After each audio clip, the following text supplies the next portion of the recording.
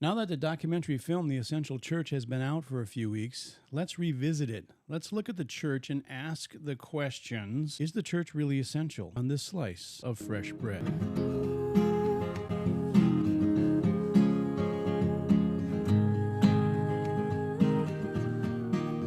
Welcome to Fresh Bread with Pastor Brandon and Pastor Keith. Fresh Bread, a podcast ministry of Grace Bible Church, Gainesville. Well, welcome everyone to Fresh Bread, podcast number 28. Fresh Bread, where we're taking the truth of God's Word and serving it to a starving world. And today we're going to be talking about the movie The Essential Church, which has been out now for a while. So does the church have an exalted position in the world? If the church is in the world, is it equal to the state? So who is the head of the church, Jesus or government? Pastor Brandon.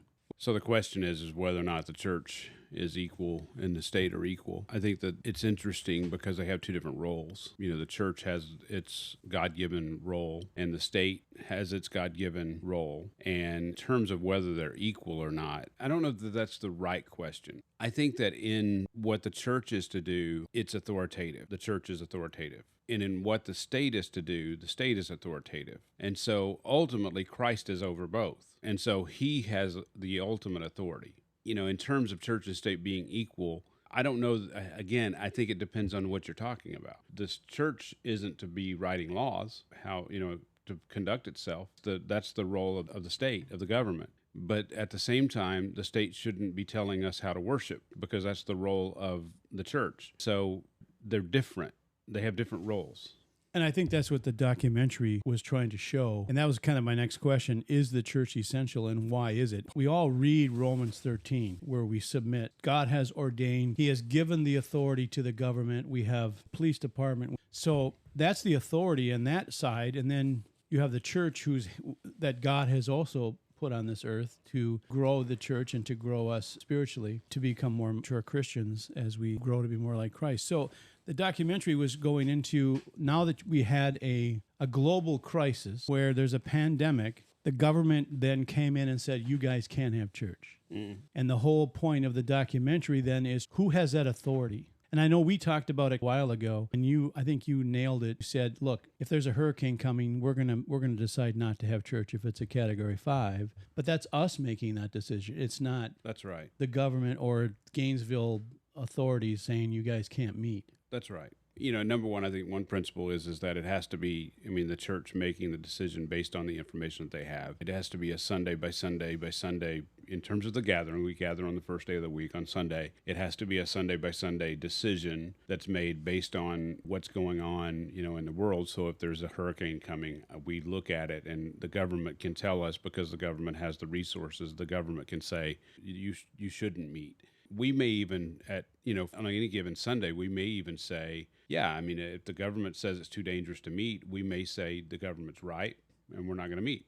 But that's okay, because we're looking at it. We're saying that's ultimately our decision to make, and we're saying yes, we agree with the government in that situation. But for the government to just say, okay, we're just going to now all of a sudden just give a blanket, and there's no church because there's some potential danger out there, I think that's certainly getting out of their lane. And this is what the documentary is: Grace Church, the battle with the government, the battle with Newsom, the battle with what was going on there. It's interesting because what you're saying is that, okay, there are times where, yes, the church can say we're not going to open today, right? We're going to leave our doors closed. But it's the church making the decision. Absolutely. And for the government to come in, first off, we shut down for probably a couple of months. I can't remember exactly how long it was, but it was a fairly extended period of time.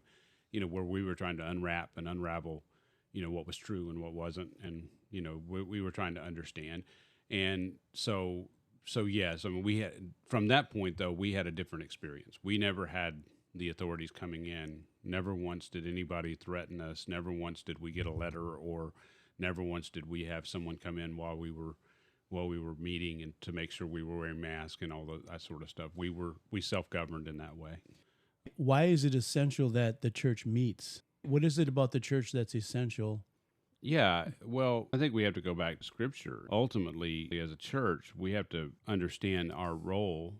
Hebrews 10:24 and 25, I think, is a good place to start. I think we we have to recognize it's essential for believers to gather, to be with one another physically, because we need one another as we navigate this world. I mean, we have to recognize the world is harsh, the world is unforgiving, the world is dangerous. There's temptations, there's sin that we fall into, sin patterns that we may not recognize, and we need others to be able to come alongside us.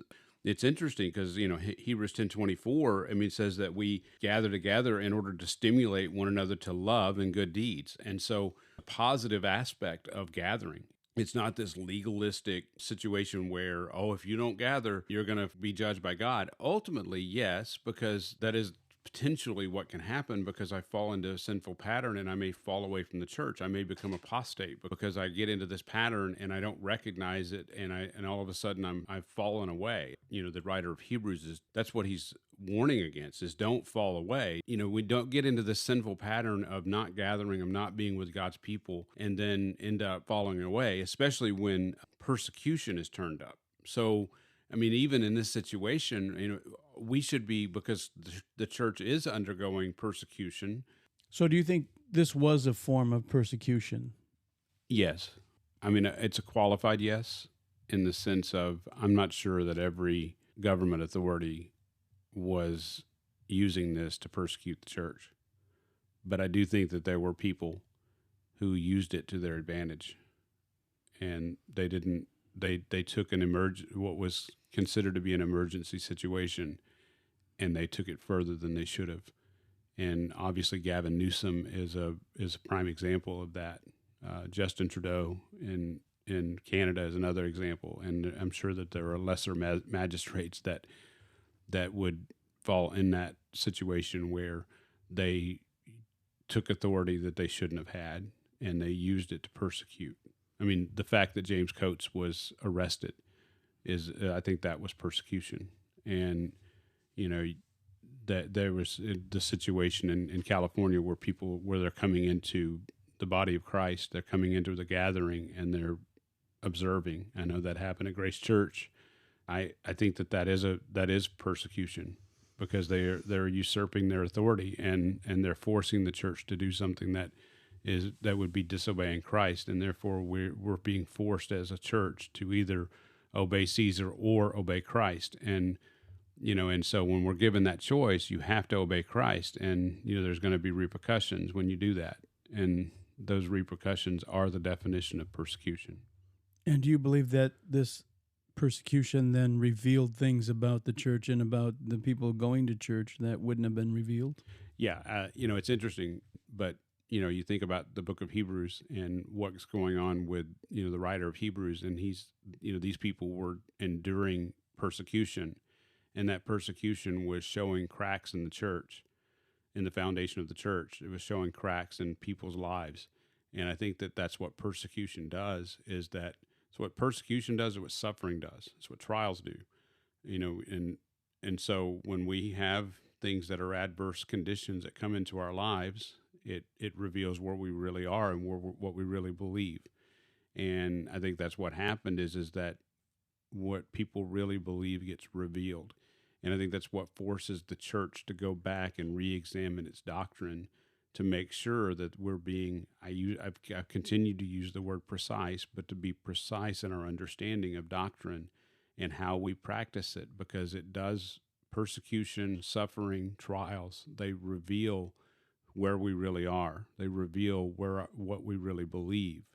We should be wanting to gather even more, because we need to encourage one another during that time. I mean, that's really, if you want to get down to the context of Hebrews and Hebrews 10, that's what's going on, is these people are enduring persecution, and they're going back to Judaism. They're going back to these old ways of life in order to fit into society, and they're falling away. And that's the struggle, and that's the problem.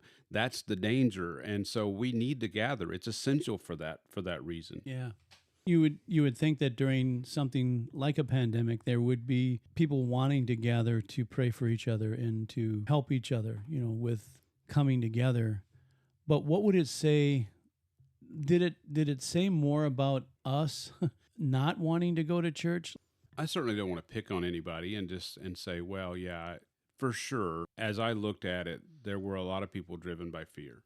Quite frankly, I mean, there's legitimate reasons to be concerned. If I know that a swimming pool is full of alligators, I probably shouldn't go swimming in that swimming pool. I mean, that's a legitimate decision that I shouldn't do that. Like a specific situation where I know that there's a virus that is deadly. You know, we wouldn't want to do that. I mean, that would not be loving to do that. I think what happened with this particular situation is that it became very nebulous in the sense of, well, we're going to do all these things. We're not going to sing, in the case of California. We're going to wear masks. We're going to keep 6 foot apart. And there wasn't very much, if any, support scientifically that those measures were even working.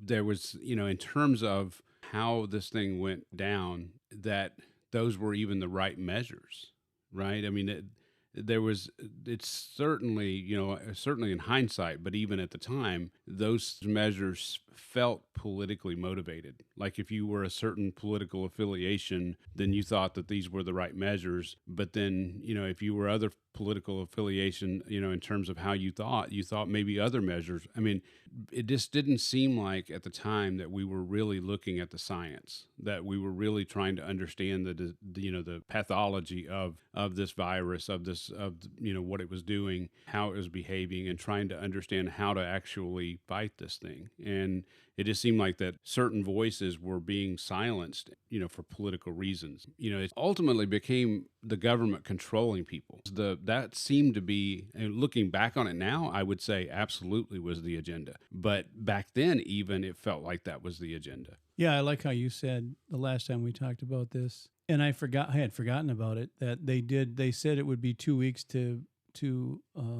slow the flatten the curve. Flatten the curve.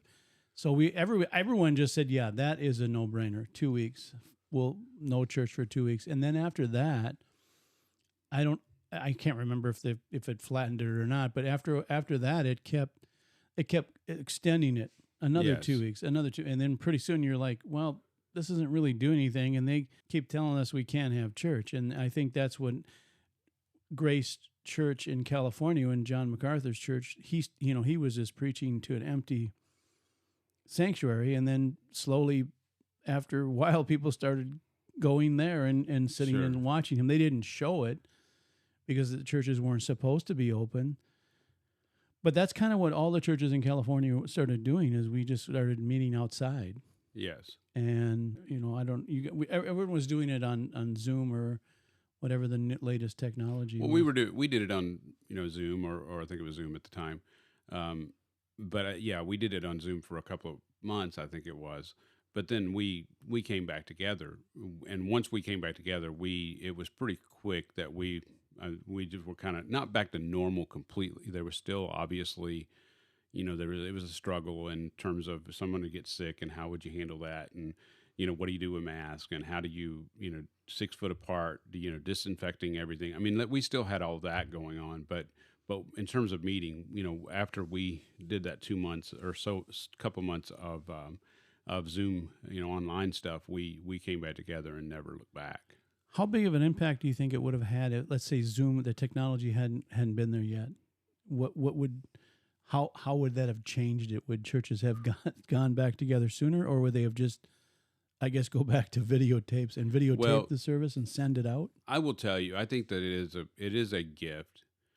In terms of, it is a blessing, I should say, in terms of having, online capabilities. I don't have a problem with, using online.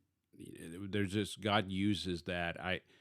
God used the printing press during Martin Luther's time in terms of the Reformation. I think God is using the internet today. But I think you are right in asking that question, because I do think that it made people lazy or not as keen to return, because they didn't necessarily in their mind think they needed to.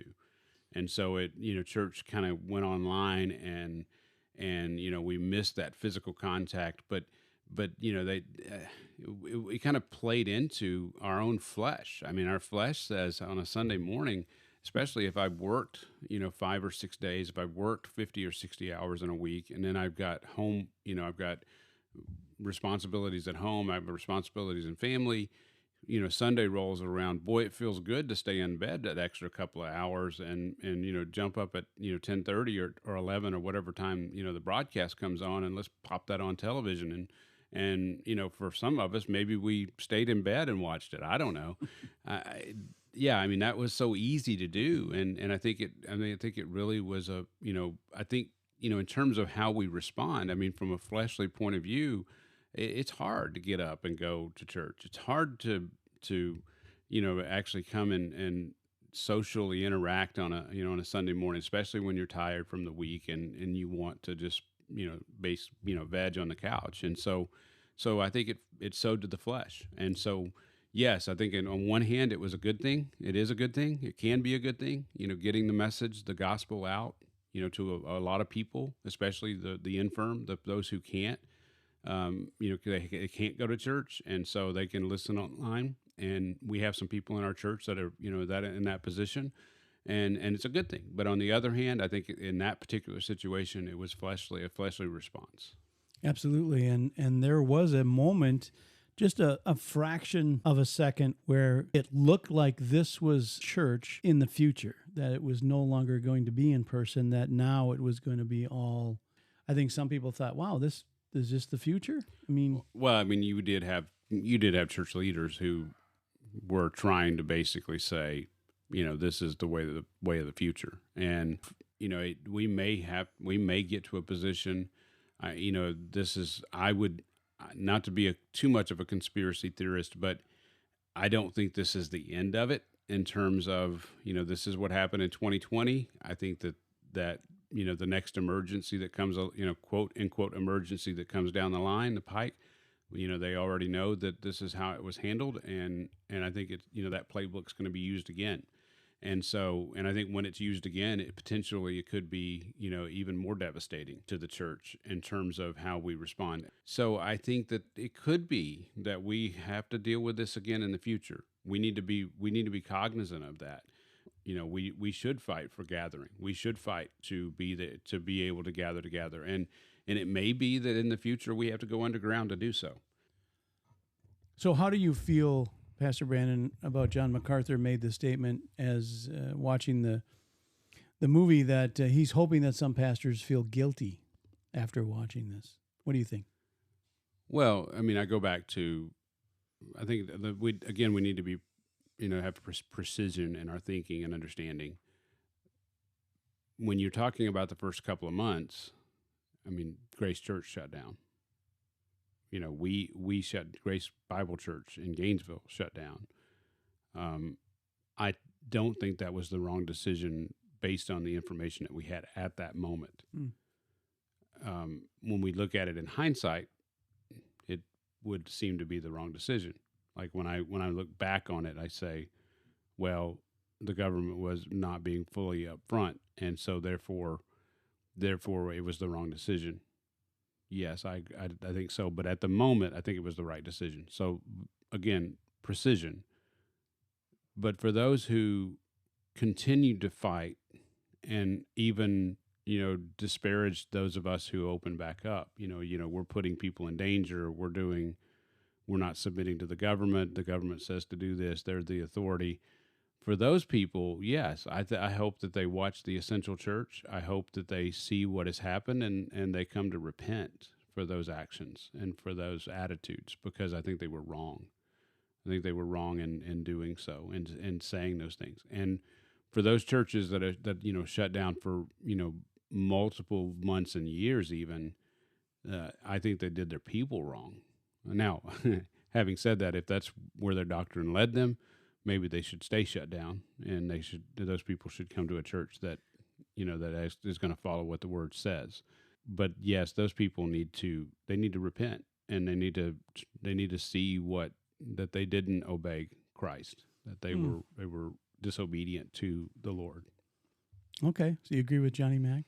I do. I do agree with Johnny Mac. Again, we got to be precise, because there's some guys out there saying, "Well, we never shut down," and I again, that first month or two, I mean, if you go back and project yourself into that position, that first month or two, we didn't know what was going on. I mean, I mean, it did look pretty bad, and it did look like that things could really get out of hand. And looking back on it now, that's not what happened. But I mean, it was it was a tough decision at the time, and I don't blame anyone for making that decision at that moment, in that moment, given the information that they had. Yeah, absolutely.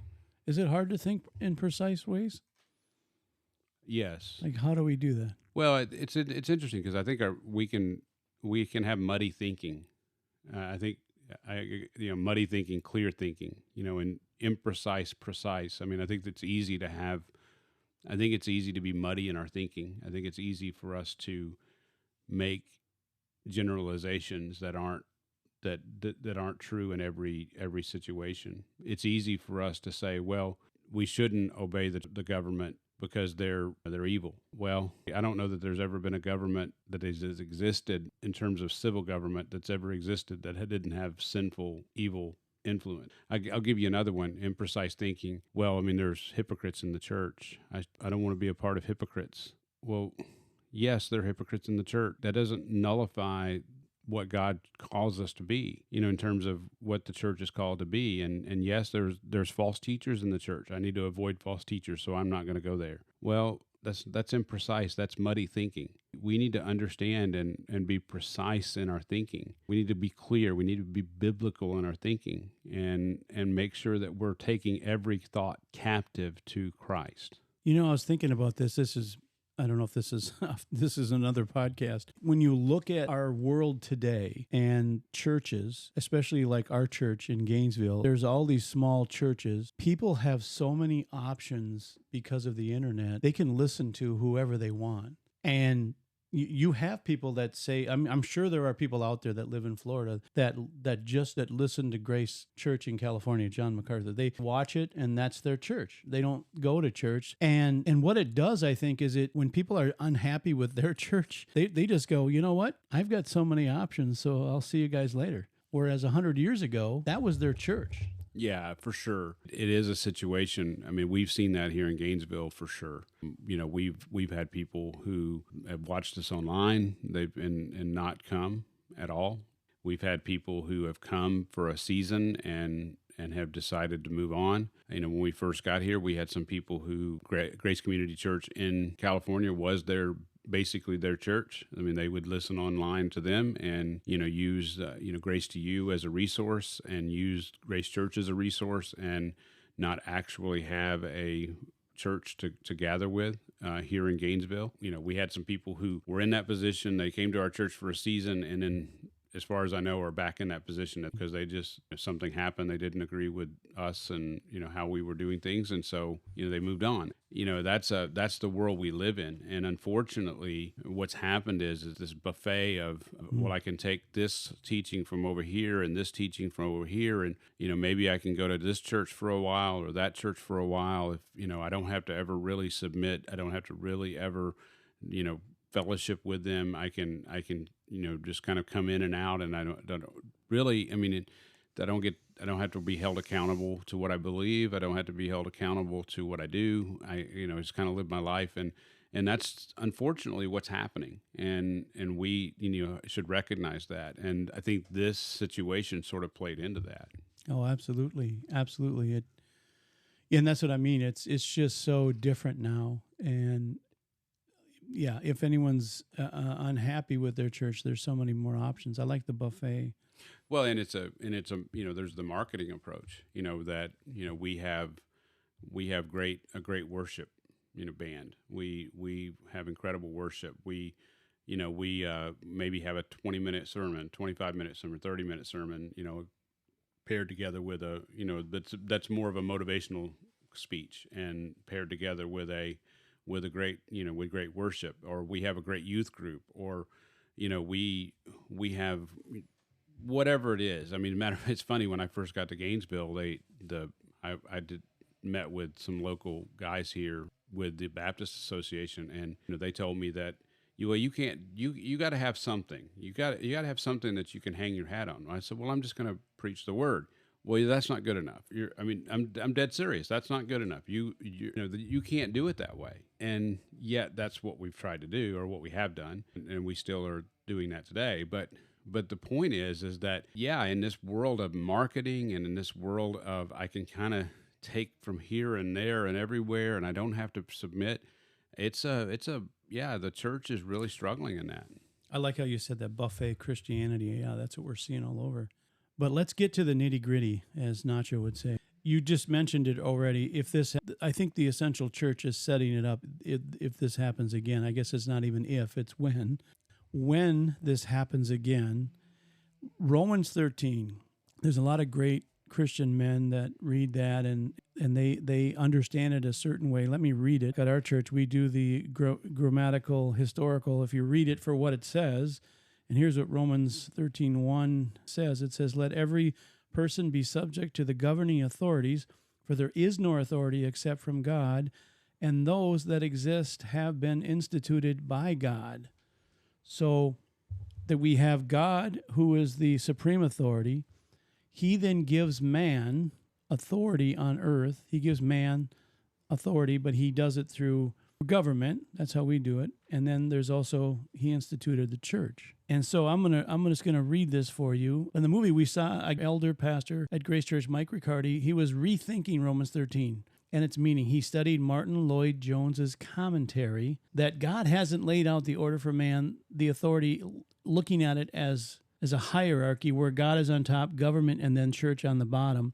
Here's what Martin Lloyd-Jones says about Romans 13. He says that the submission to the authorities and powers that the Apostle Paul speaks of is not slavish servitude, but godly submission to the authorities that God has ordained for the good and for the good of all people.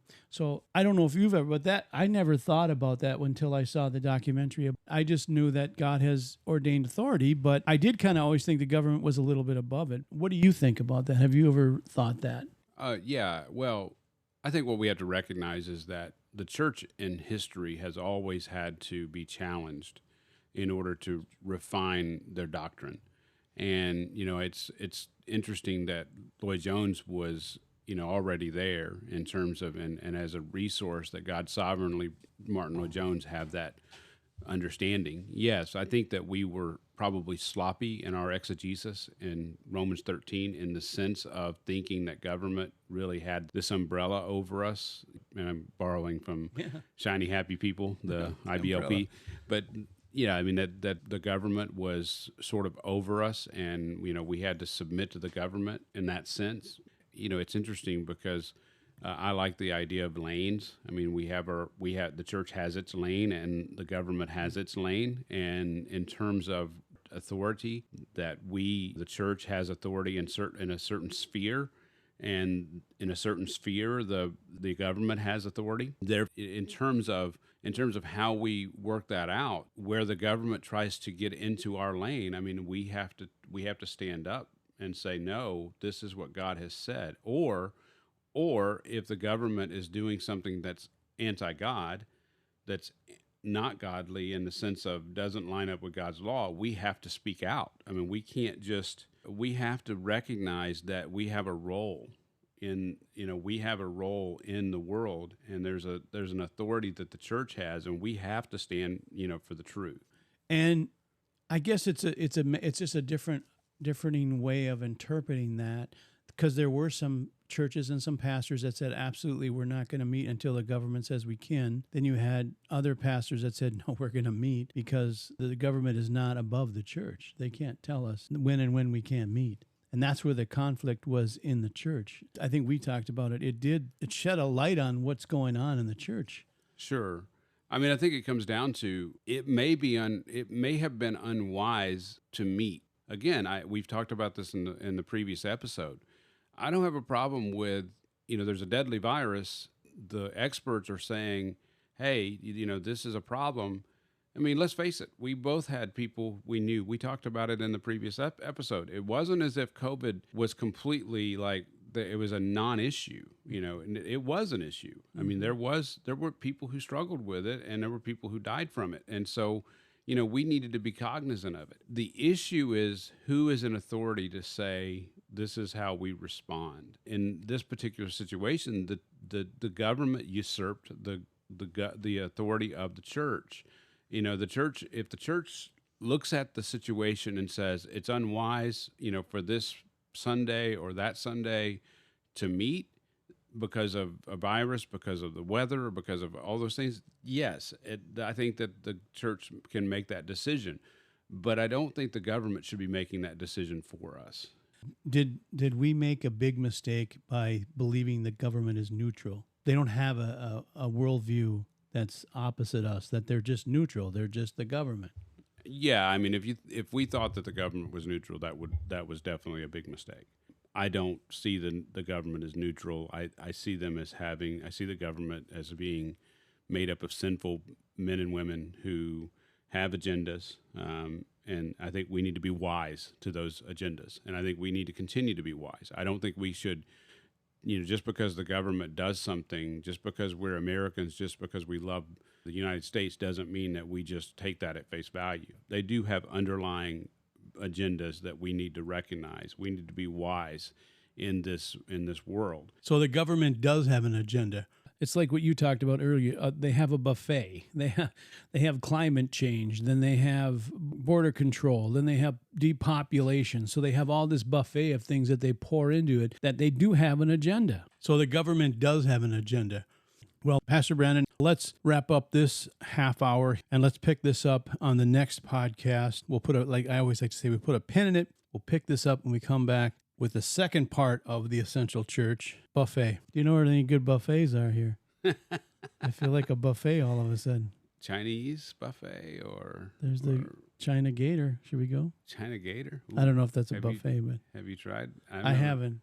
What do Chinese gators taste like? Are they the same as Gainesville one? I don't know.